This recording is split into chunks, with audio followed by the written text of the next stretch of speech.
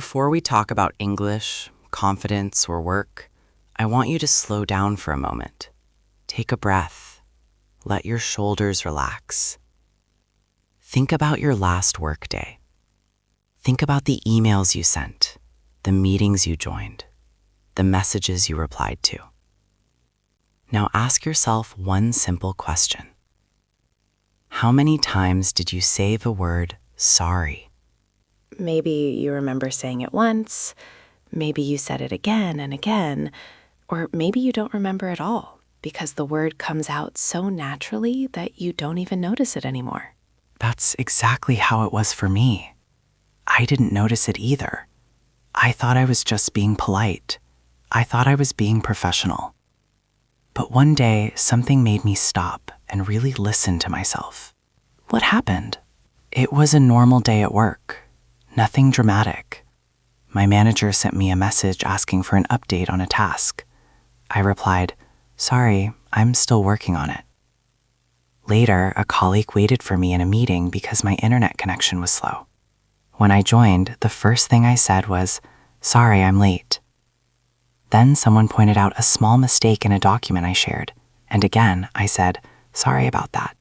And none of those situations were serious problems. Exactly. I wasn't careless, I wasn't lazy, I wasn't irresponsible. I was doing my job. But by the end of the day, I felt strangely tired. Not physically tired, mentally tired, and a little small. That feeling is very important. Why? Because language doesn't only communicate information, it communicates how you see yourself.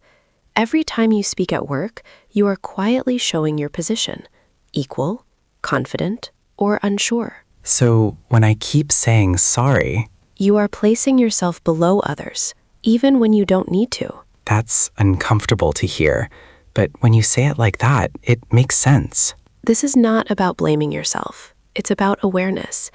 Many people do this, especially when they work in a second language. I think I apologize because I don't want people to think I'm careless or lazy. Exactly. Many people use sorry as protection. They think it will make people less angry or less disappointed. But it doesn't. No. Over time, it sends a different message.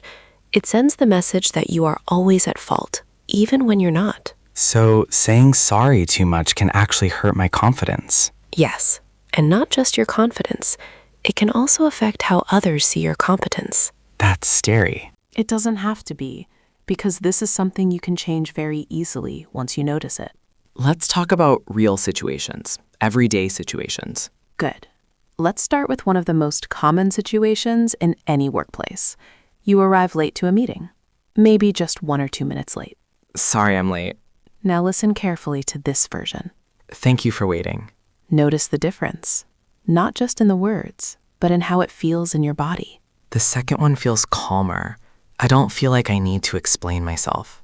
I don't feel rushed. Because you didn't focus on the mistake. You focused on the other person's patience. The situation didn't change, only the words changed. And words change energy. Energy changes perception. What about mistakes, though? Real mistakes. I make them. Everyone does. Of course. Let's imagine this situation. Your manager reviews your work and finds a small error. Sorry for the mistake. Now try this instead. Thank you for catching that. I'll fix it right away. Which version sounds more professional? The second one. It sounds responsible.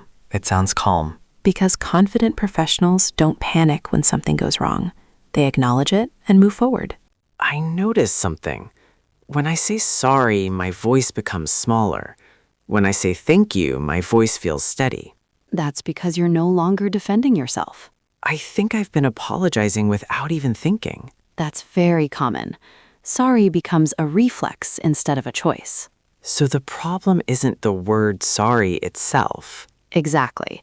The problem is using it automatically, even when it's not needed. What about emails? I feel like emails are where I apologize the most. Let me guess. You often write, "Sorry for the late reply." Almost every time. Try this instead. Thank you for your patience. Approving. Same meaning, very different message. And it doesn't sound cold or rude? Not at all. It sounds mature and respectful. You are acknowledging the other person without blaming yourself. So instead of apologizing for time passing, I show appreciation. Yes, appreciation builds respect. Apologies used too often reduce it. What if someone asks me for something and I'm busy? Instead of saying, sorry, I'm busy, try this. Thanks for understanding. I'll get back to you shortly. Perfect. Now you sound reliable instead of stressed. I'm starting to see a pattern. Every confident sentence focuses on solutions, not guilt. That's exactly it. I think I've been apologizing because I don't feel fully confident at work. Many people feel that way, especially if they're new or working in a second language or afraid of making mistakes. But apologizing all the time keeps me in that feeling. Yes, it keeps you tense. Confidence should make you feel calm, not small. So when should we say sorry? You should apologize when you hurt someone, when you make a serious mistake, or when your action causes real trouble. In those cases, a sincere apology is powerful.